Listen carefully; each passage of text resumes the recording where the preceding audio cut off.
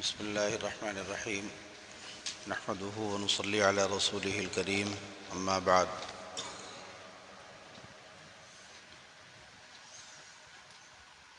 أعوذ بالله من الشيطان الرجيم بسم الله الرحمن الرحيم هل يستوي الذين يعلمون والذين لا يعلمون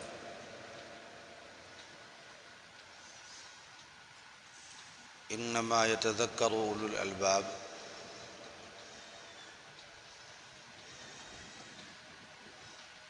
يرفع الله الذين آمنوا منكم والذين أوتوا العلم درجات إنما يخشى الله من عباده العلماء رب زدني علما رب اشرح لي صدري ويسر لي أمري واحلل عقدة من لساني يفقه قولي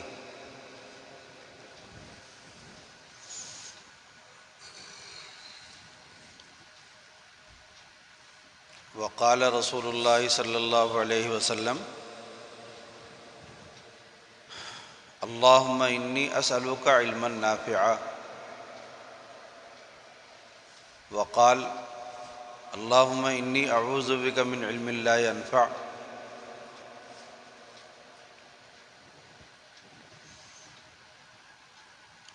وقال تعالى ولكن أكثرهم لا يعلمون ولكن أكثر الناس لا يعلمون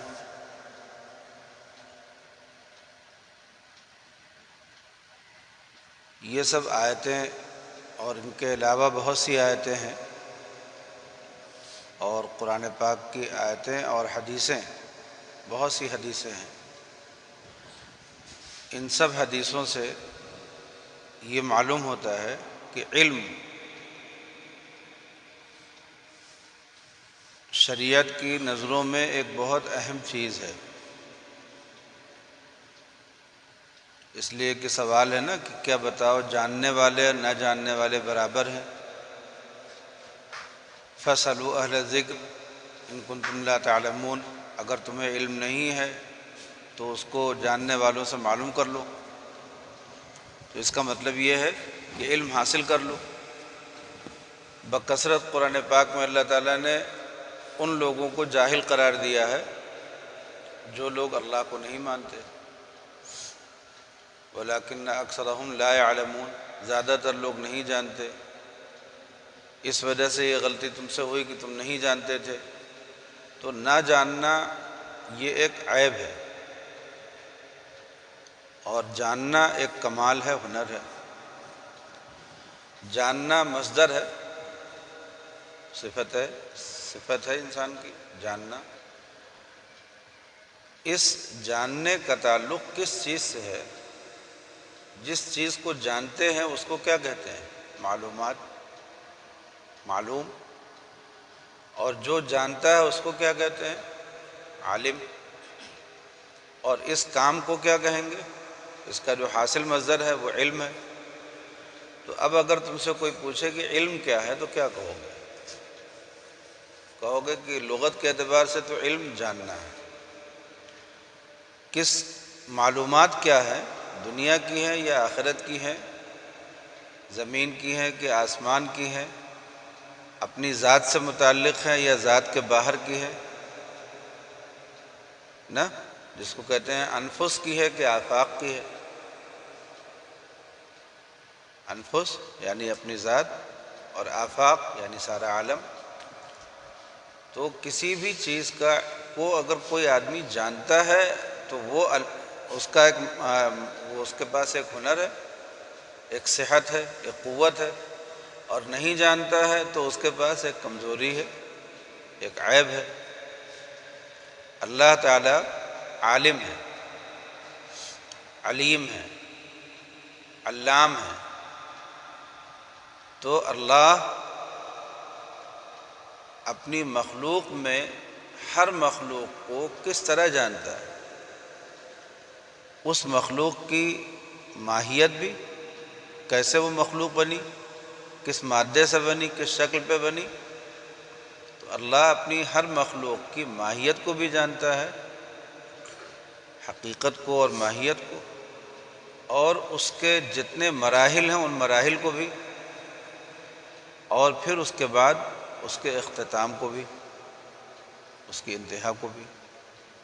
تو اللہ چونکہ سب کچھ جانتا ہے، اور چونکہ اللہ کی مخلوقات جو ہیں وہ بے انتہا ہیں، تو اللہ کا علم بھی بے انتہا ہے، اور بلکہ یہ کہنا چاہیے کہ اللہ کا علم اس کی جو مخلوقات ہیں ان کے علم سے بھی زیادہ ہے۔ اللہ کا علم لا محدود ہے، مخلوقات تو محدود ہیں، کبھی نہ کہیں نہ کسی طرح سے گنتی میں آ جائیں گی، لیکن جو اللہ کا علم ہے وہ تو لا محدود ہے، اس لیے کہ اللہ کی صفت ہے۔ تو اب دیکھو کہ جاننا اور نہ جاننا، اگر تم سے کوئی پوچھے کہ عالم کون ہے تو کہو گے نا کہ جو جانتا ہے، لیکن ہر جاننے والے کو عالم نہیں کہتے۔ جب کوئی شخص ایک مخصوص درجے تک علم حاصل کر لے تو اس کو عالم کہتے ہیں۔ جیسے ہر مال رکھنے والے کو مالدار نہیں کہتے، جب تک کوئی شخص ایک مخصوص درجے تک مال نہ اکٹھا کر لے اس وقت تک اس کو مالدار نہیں کہتے۔ شریعت کہتی ہے کہ 52.5 تولہ چاندی کی قیمت کے بقدر اگر کسی کے پاس مال رکھا ہوا ہے تو وہ صاحب نصاب ہے، مالدار ہے، اگر اس سے کم ہے تو وہ صاحب مالدار نہیں ہے۔ تو اس کا مطلب یہ ہے کہ مال ہے مگر مالدار نہیں ہے۔ ایسے ہی علم ہے مگر عالم نہیں ہے۔ عالم کب کہلائے گا؟ جب ایک مخصوص حد تک علم حاصل ہو جائے۔ اور عالم کی ضد کیا ہے؟ جاہل۔ تو جاہل کون کہلائے گا؟ جو ہر چیز سے ناواقف ہو وہ نہیں، اس میں بھی وہی ہے کہ جس درجے کے علم کے بعد، جاننے کے بعد عالم کہلانے لگتے ہیں، جب تک اس درجے پر علم نہیں پہنچا ہوگا تو کیا کہلائیں گے؟ تب تک اس کا لقب جاہل ہے۔ ٹھیک؟ تو اس لیے جب کہا جاتا ہے عامی، عوام، تو اس سے مراد کون لوگ ہوتے ہیں؟ جو اس درجے کے عالم نہ ہوں، اگرچہ عالم ہوں، لیکن جس درجے کا علم چاہیے عالم کہلانے کے لیے اس درجے کے عالم نہیں ہیں، تو اگرچہ ان کے پاس علم ہے مگر کیا ہیں؟ عامی ہیں۔ ان کو جاہل نہیں کہا جاتا، اس لیے کہ جاہل کہنا، ہر انسان خود ہی جاہل ہے، بہت سی چیزوں سے جاہل ہے، تو دوسرے کو کہاں تک وہ کیسے لقب دے سکتا ہے کہ تم جاہل ہو؟ تو اس لیے اس کو کیا کہتے ہیں؟ عامی کہتے ہیں، عوام میں سے۔ تو عالم کی اب اس کا دو مقابل ہو گیا، ایک جاہل جو حقیقت ہے اس کی، اور ایک عامی جو عرف میں کہا جاتا ہے۔ یہ ہم مضمون جو بیان کر رہے ہیں صرف کچھ حقیقت ہے جو کھولنا چاہتے ہیں، ذہنوں کے سامنے رکھنا چاہتے ہیں۔ اب دیکھو کہ شریعت کی نظروں میں عالم کون ہے؟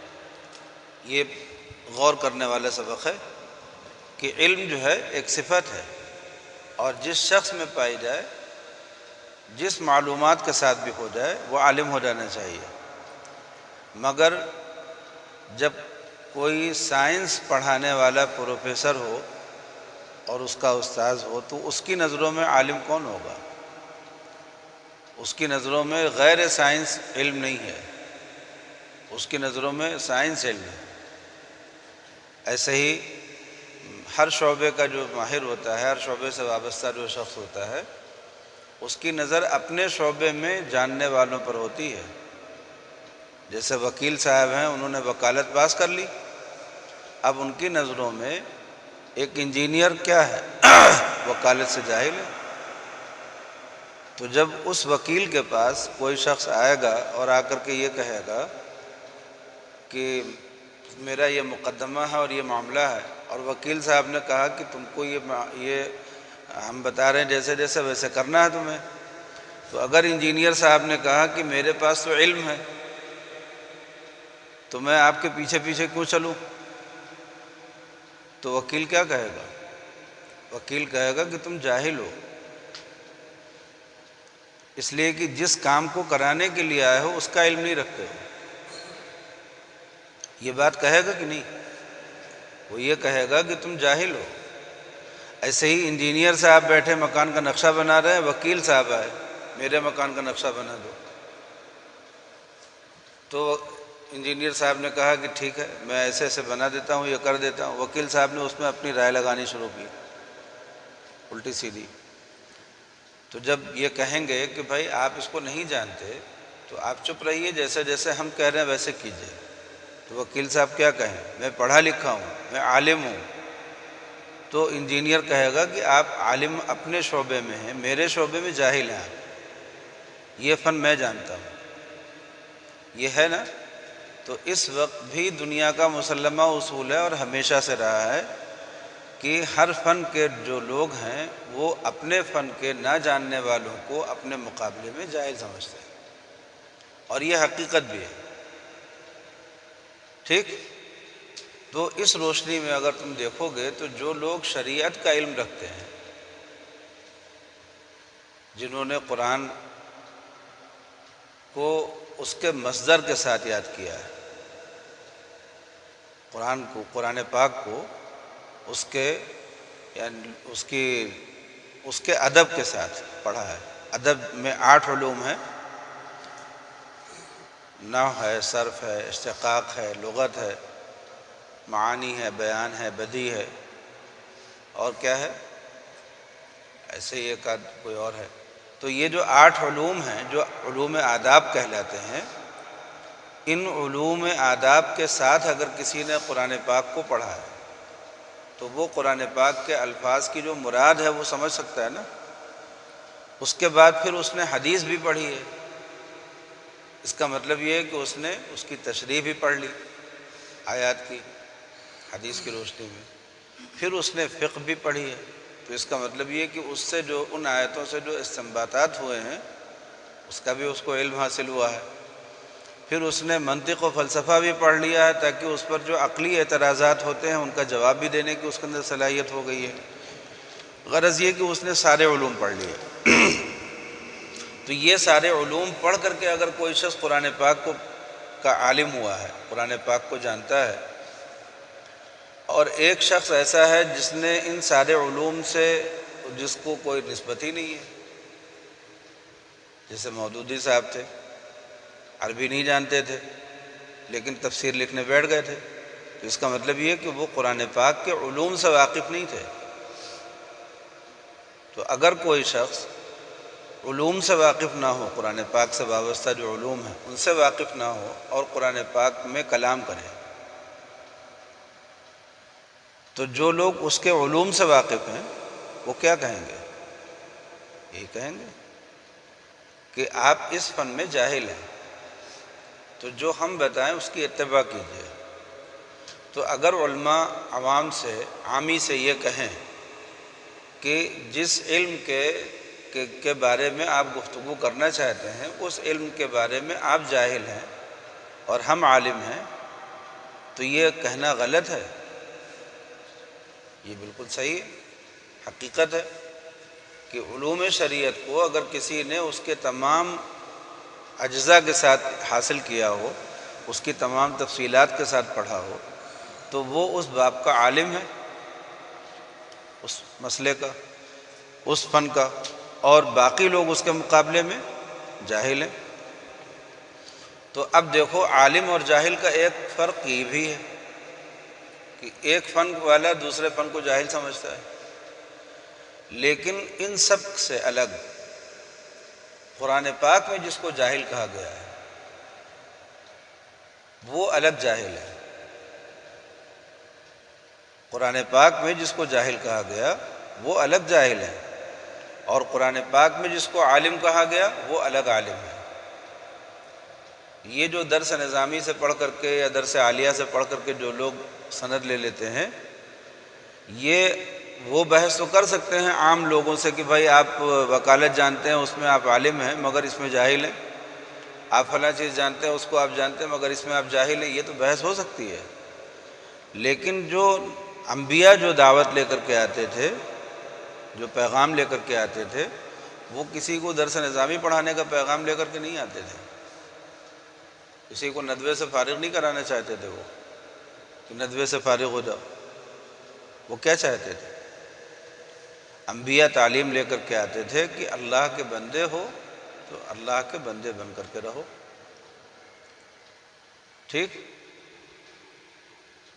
یہی تعلیم ہوتی تھی کہ اللہ کے بندے ہو تو اللہ کے بندے بن کر کے رہو، آخرت کو تسلیم کر لو، جزا اور سزا کو مان جاؤ، اور پھر دنیا کی زندگی کو اسی کے مطابق گزار لو۔ چند گناہ ہوتے ہیں وہ بتا دیتے تھے کہ یہ گناہ ہے، ان کو چھوڑ دو۔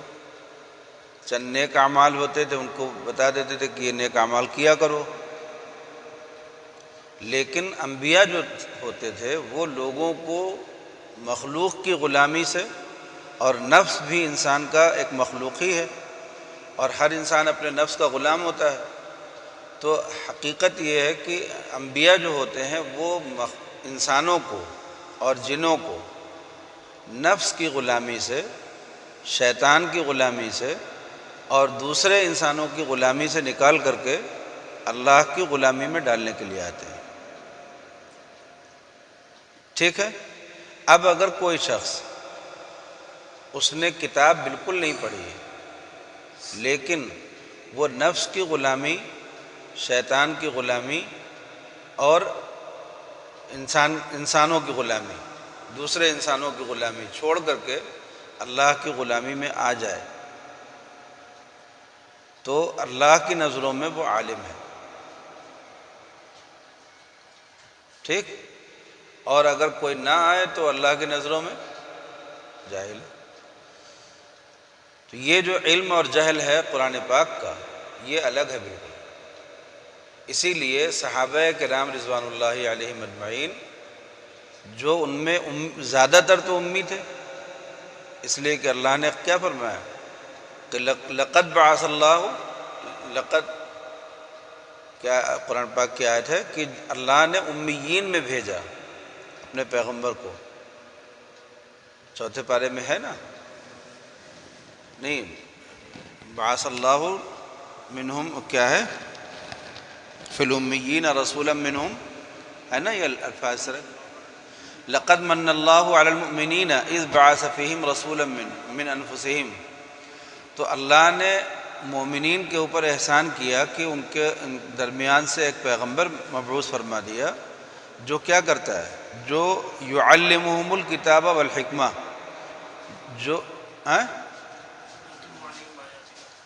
جو ہماری آیتیں ان کو پڑھ کر کے سناتا ہے اور ان کو کتاب اور حکمت کی تعلیم دیتا ہے اور ان کا تزکیہ کرتا ہے۔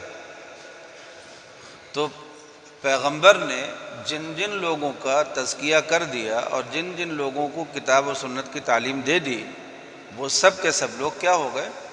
عالم ہو گئے۔ اسی لیے حضرت حسن بصری رحمۃ اللہ علیہ فرماتے تھے کہ صحابہ کا علم امت میں سب سے گہرا، ساری امت میں سب سے گہرا علم ان کا تھا۔ اب آج کل کے زمانے میں اگر ایک شخص ہے، اس نے جغرافیہ پڑھ لیا، سائنس پڑھ لیا، میتھ پڑھ لیا، حساب ریاضی پڑھ لی اس نے، اور جیومیٹری جو ہم کل جس کا تذکرہ کر رہے تھے، اشکال کا علم حاصل کر لیا اس نے، انجینئرنگ پوری پڑھ لی اس نے، وکالت بھی پاس کر لی، MBA بھی کر لیا، بزنس کے اصول و ضوابط بھی معلوم کر لیا، مینجمنٹ بھی اس نے پڑھ لیا، سول سروسز کا بھی امتحان دے لیا، بہت کچھ پڑھ لیا۔ دنیا بھر کے لوگ کہنے لگے کہ اس سے زیادہ پڑھا لکھا تو دنیا میں کوئی ہے نہیں۔ لیکن اتنا سب پڑھ لینے کے بعد بھی اللہ کی نظروں میں وہ جاہل ہے۔ کب تک؟ جب تک وہ اپنے نفس اور شیطان اور دوسرے انسانوں کی غلامی میں ہے، اور جب وہ ان غلامیوں سے نکل آئے، اللہ کی غلامی میں چلا گیا، آخرت کو مان گیا۔ اتفاق سے وہ امی تھا، بالکل نہیں پڑھا لکھا تھا، بالکل جانتا نہیں تھا، لیکن وہ اللہ کے نظروں میں کیا ہے؟ عالم ہے، جاننے والا ہو گیا۔ صحابہ جو تھے، جو عمیق ترین علم رکھتے تھے پوری امت میں، وہ اپنے اسی ہنر کی وجہ سے رکھتے تھے۔ ان کو ایک چیز خوب اچھی طرح وہ جان چکے تھے، عالم غیر عالم، یعنی علم کو انہوں نے خوب اچھی طرح پکڑ لیا تھا۔ وہ جب ایک مسئلہ پوچھنے جاتے تھے کسی عالم سے تو آخرت کا مسئلہ پوچھتے تھے۔ وہ دنیا کے کاروبار میں آخرت کا مسئلہ پوچھتے تھے کہ یہ حلال ہے کہ حرام ہے۔ تو جب وہ حلال یا حرام کا علم حاصل کرتے تھے تو حقیقت میں وہ اللہ کی مرضی پانے نہ پانے کی بات کرتے تھے۔ بس اسی سے وہ ممتاز ہو گئے ساری دنیا میں سب سے، اور قیامت تک ہر انسان جو صحابہ کے اس طریقے پر چلے گا وہی عالم ہو پائے گا۔ جو شخص بھی کتابیں پڑھ لے اور سوچے کہ ہم عالم ہو گئے تو وہ غلط ہے۔ بہت سے پڑھے لکھے، شیطان تو سب سے بڑا عالم ہے، جو عالموں کو بہکاتا ہے اس سے بڑا عالم کون ہوگا؟ تو شیطان تو سب سے بڑا عالم ہے، اور ہر انسان کا جو نفس ہے وہ خود عالم ہو جاتا ہے، جانکار ہو جاتا ہے، مگر وہی نفس اس کو لے ڈوبتا ہے۔ حدیث شریف میں ہے کہ انسان کا سب سے بڑا دشمن کون ہے؟ اس کا نفس ہے۔ اعداء عدوک نفسک الذی بین جنبیک، کہ تمہارا سب سے بڑا دشمن تمہارا نفس ہے جو تمہارے دونوں پہلوؤں کے درمیان ہے۔ تو سب سے بڑا دشمن نفس ہے، یہ تو اعداء عدو بھی کہا گیا ہے کہ سب سے بڑا دشمن، اور اس کے بعد ان الشیطان للانسان عدو مبین، کہ شیطان انسان کا کھلا ہوا دشمن ہے۔ تو اس کا یہ دشمن، اس کی دشمنی ظاہر ہے، جگ ظاہر ہے، اس لیے کہ وعدہ کر چکا ہے کہ انسان کو بہکائیں گے۔ تو یہ دو دشمن تو قرآن سے ہو گئے نا۔ لیکن کیا ان کید الشیطان کان ضعیفا، شیطان کی چالیں اور تدبیریں انسان کے مقابلے میں کمزور ہیں۔ تو اصل جو بہکانے والا ہے وہ کون ہے؟ نفس ہے۔ انسان کو جو کمزور بناتا ہے اور جاہل بناتا ہے وہ نفس ہے۔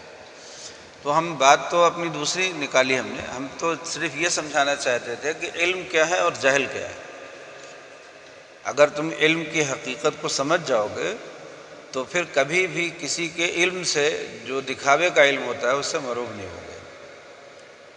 جب تک کسی کے علم میں صحابہ کا علم نہ جھلکے اس وقت تک اس کو عالموں کی جماعت میں شمار مت کرنا۔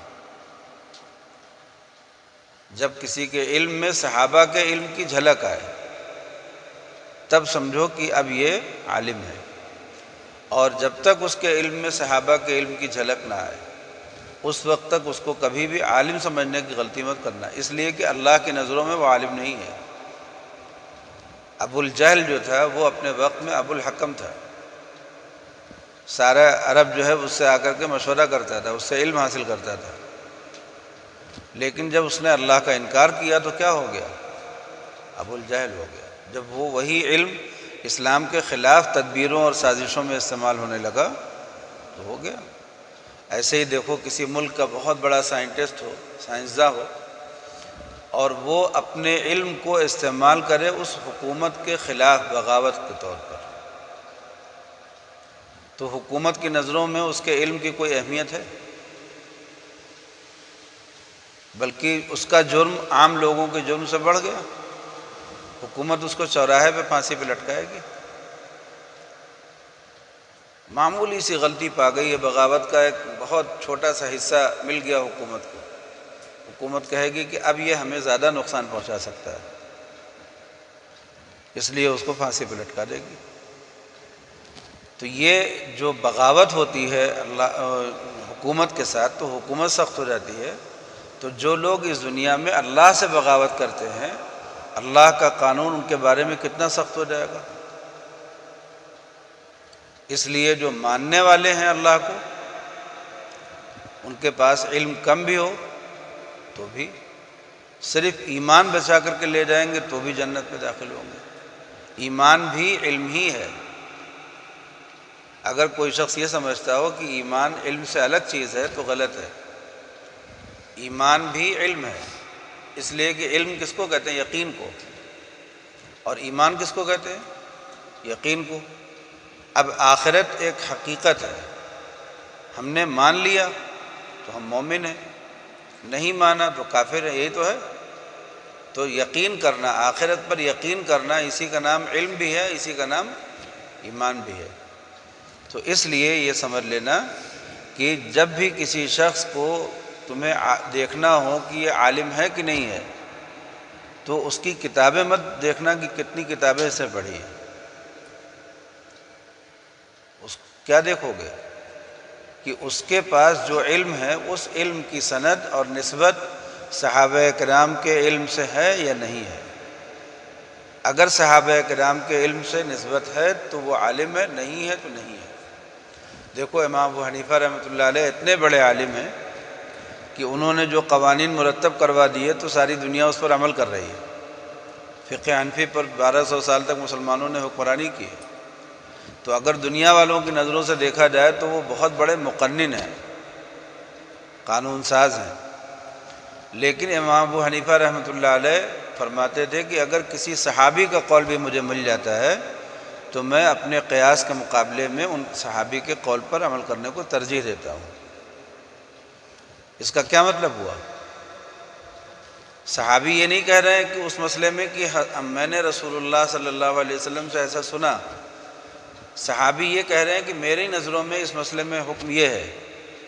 تو پھر بھی اگر صحابی کے اس کہنے کو اگر کوئی آدمی اہمیت دیتا ہے اور صحابہ کے علم کو سے اپنے علم کی نسبت جوڑتا ہے تو سمجھ لو کہ اس کے پاس علم ہے. وہ علم جو اللہ کی نظروں میں علم ہے، جو نبی کی نظروں میں علم ہے، جس علم سے نجات ہے.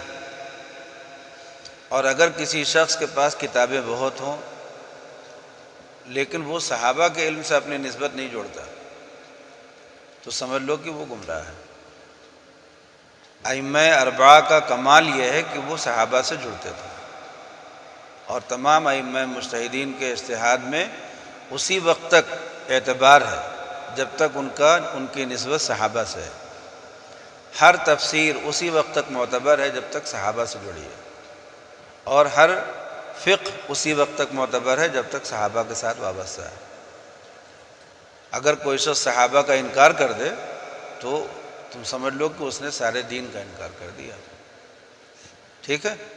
تو آج ہمارے سبق کا خلاصہ کیا ہے؟ یہ ایک مجلس جو ہو رہی ہے، اس مجلس کا خلاصہ یہ ہے کہ ہم کو علم اور جہل کی حقیقت سمجھ میں آ جائے. ہم یہ سمجھ لیں کہ اللہ کی نظروں میں عالم کون ہے اور اللہ کی نظروں میں جاہل کون ہے، اللہ اور اس کے رسول کی نظروں میں.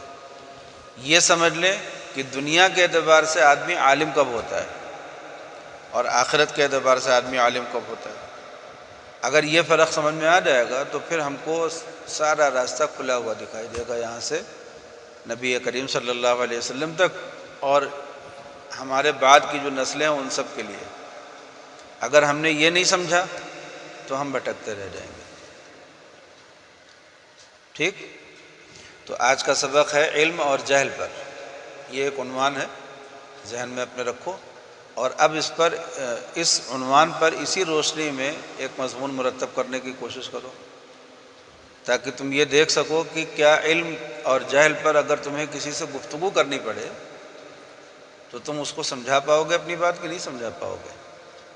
آج کل ایک فتنہ یہ بھی چلا ہے کہ بعض عالم ہیں، علماء دین ایسے ہیں یعنی جن کو لوگ عالم سمجھتے ہیں، اور وہ لوگوں میں کھلم کھلا تقریر کرتے ہیں کہ علم تو ایک اکائی ہے، اس کی تقسیم نہیں ہو سکتی، اس میں دوئی نہیں ہے، اور دنیا بھر میں جتنے چیزیں پڑھائی جا رہی ہیں یہ سب علم ہی کا حصہ ہیں، اس لیے مسلمانوں کو چاہیے کہ ساری چیزیں حاصل کر لیں. اور یہ سب تقریر کرنے کے بعد پھر فرماتے ہیں کہ طلب العلم فریضۃ،